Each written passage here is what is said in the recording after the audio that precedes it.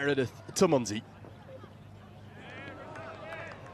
Heard from Preston Mompson taking a look. Pulled by the outfield is always quick at the Grange. This goes up into the air, should be taken. Simplest of catches for the skipper, Mitchell Marsh, who is delighted. This occasion gets a massive top edge. Well taken, skipper. Edged away, going to be edged for 4. And the fans getting into the action. Players now. Mullen pulls and pulls in front of square beautifully for 4. That's a lovely way to get him into double figures. Much hardier. The biggest cheer of the day greets the first maximum. Oh, what a strike that is from George Munsey. Munsey goes bang and gets a good piece of it. Thuds into the advertising hoard. Strong is all around the ground. Oh, back to back. This one's even bigger. He's at his belligerent best here, George Munsey. Pace. That is huge. He'll love doing that today, I can tell you. Well, tries to get enough of it, won't go all the way, but will be 3 consecutive boundaries. 47 for 1 of this game. Right now, Munsey is loving pace on the ball. The Scottish crowd are enjoying every second of this. The 50s come up in grand style in the power play. Taken a brilliant catch, and Australia strike back with the wicket that they needed. Munsey falls to a lead. Did it again. Munsey went for it. It was only the faint edge. On this occasion, Josh Inglis took a very fine catch. He's going to get off the mark in some fashion. It's always quick, the outfield, and Meredith won't be able to cut it off. That is McMullen at his best. Lovely shot down the ground. Oh, inside out this time. But there is a fielder underneath for Australia. Wheels are coming off for the Scots. It's full from Zampa. And it's straight. Fortunately. Where's this one gone? Oh, he's got a good piece of it. Soars all the way. Maybe even over the stands. Jarvis. From the young lad. Zampa tosses that one up, and he doesn't need an invitation. Clears the stands. You'd imagine. And Mark Watt gets it up to the perfect start for the final 3. That is straight as an arrow. You cannot hit it any straighter than that. Over the heads of our cameraman. He knows the minute it leaves the bat, that's a big one. Straight over the side screen. And what a strike. The cutter is dragged to the leg side and picked out the man. Very clever from Abbott. Early back deep in his crease. It's also the width there, making Jarvis drag it across. No mistake in the outfield. As Watt hits it straight to Marcus Stoinis, who takes a good catch. Stoinis hanging on the edge of the circle, as you often do in the last few overs. Right option, it's just the execution here that's let him down. A couple meters over that and it's forward, races away. Marquardt will be disappointed with that. This goes absolutely nowhere. It's going to be Mitchell Marsh who will get there. Didn't look too likely at first. He was waiting for someone else to call it, but he's ended up getting the hard yards in and getting his hands underneath. Stoinis and Marsh. He makes no mistake again, going into the surface with the cutter. Good commitment from the skipper. He makes no mistake. And they're going to be bonus runs. And some cheers finally. And the final delivery of the innings is going to be scampered by despite the direct hit from Inglis. 2 umpires have a look at each other. They're happy with the height of that. And it will be an extra, be no more than that. Coming back later on in the innings. There is the story so far. George Munsey got Scotland off to an absolute flyer. Him and McMullen were brilliant through the power play. Efforts from what's an inexperienced attack. Bartlett was probably the pick of them with 2 for 23, but great to see Ronnie Meredith get a T20I wicket after 3 years out. It wasn't an innings that necessarily Scotland will be overly pleased with, but they've got something on the board. They do. I'm actually quite fascinated to see that McMullen is opening the bowling for Scotland. This goes a long way up. Mid-wicket goes back, Charlie Castle, he holds on! And Scotland, they strike early, and Fraser McGurk. Perhaps feeling the pressure, that previous ball, cross up to the stumps behind the wicket, increasing the pressure, just gets right underneath that one. Charlie Castle, well, he... Scotland.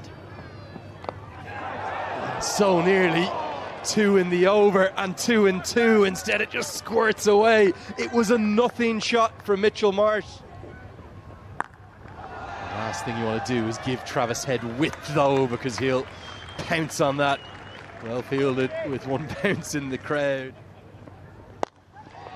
Driven at a catchable height, but Barrington can't get anything on it, and it races to the road. Outside the circle.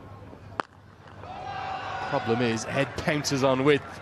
Almost an action replay from a few balls prior. 4 more. Cut away, and it finds the gap. There's almost an eerie silence, isn't there, every time Australia hit a boundary, but this is a fine stroke. Big blow towards the leg side. Now, there is a man out there, but it's over his head. And it goes all the way for 6. He's so dangerous. This was maybe just for half a moment. Back boundaries. Well, I just talked about the Grange not being big enough to contain him, and on this occasion it wasn't. Well done out there. Watch yourself if you're out there. Because mid-on has come up into the circle, he'll club you down the ground. This is a batting exhibition from Travis Head. He's putting on a show here in Edinburgh. Now flicks it away to the leg side. Oh, this is quite brilliant. It's 20 from the over. And it may well have been held in the crowd to go with it. 3 have been bowled. Australia, they are flying. 38 for 1. We've still got a lot more to go, but if Travis Head stays out there, there's every chance this could end reasonably quickly. They've got to find a way. Bowl against Australia. He's driven ever so elegantly. Not too much wrong with the delivery, but the perfect cover drive. Pulled powerfully. We're seeing something quite brilliant here from Travis Head. Monstrous. Smoked all the way. Going to be 6 more. And Head is flying towards 50. The crone is because it's put down in the crowd. He's on one. He's on one. You just look at the diff. And the 50s come up inside 4 overs, and you can add to that. It's going to be 4 more. And Head goes to 47 bowling. And that has gone miles. Look out in the tennis courts. It might just have soared into them. Back of the lane. Well, chastening moment. First up for Jarvis. He's not even breaking out. Not where you want to bowl to Mitchell Marsh. Going to be back-to-back 6s. That is absolutely massive. Up just perfectly for Mitch Marsh. Just helped it on its way.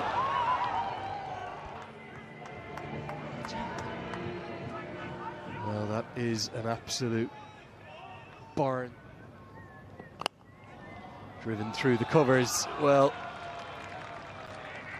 this is quite remarkable. 6-6-4 to start the over. Marsh getting into the act in a big way with Travis Head.